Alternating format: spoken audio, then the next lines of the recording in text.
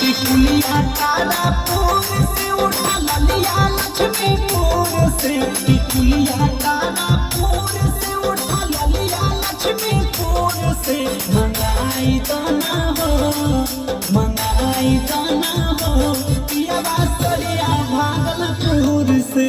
मंगाई दाना हो, पियावा सरिया भागलपुर से। टिकुलिया तारापुर से उठा ललिया लक्ष्मीपुर से, टिकुलिया तारापुर से उठा ललिया लक्ष्मीपुर से। मंगाई दाना हो, मंगाई दाना हो, पियावा सरिया भागलपुर से।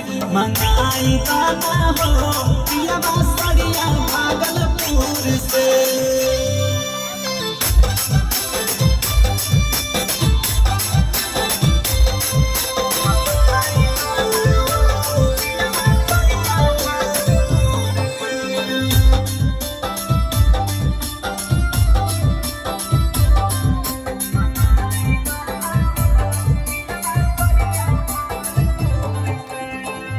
झाझा से झुमका लइहा चूड़िया दुर्गापुर से, पटना से पायल पिया चूड़ा जयपुर से।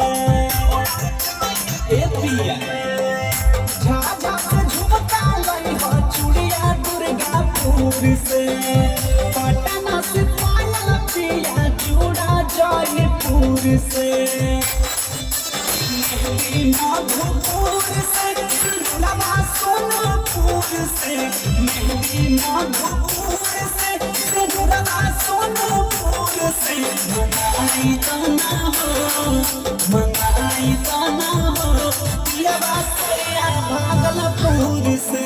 मंगाई दाना हो, पियावा सरिया भागलपुर से।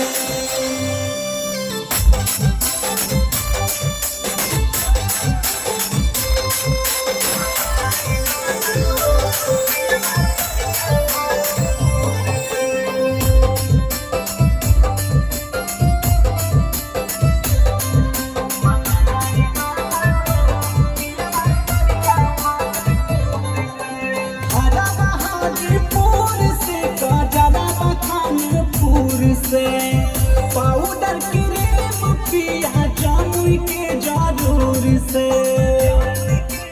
एहो हरा बहादुरपुर से काजरा कानपुर से, पाउडर क्रीम पिया जामुई के जरूर से।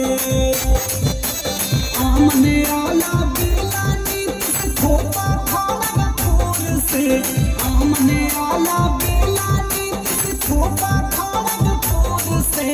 मंगाई दाना हो, मंगाई दाना हो, पियावा सरिया भागलपुर से। मंगाई दाना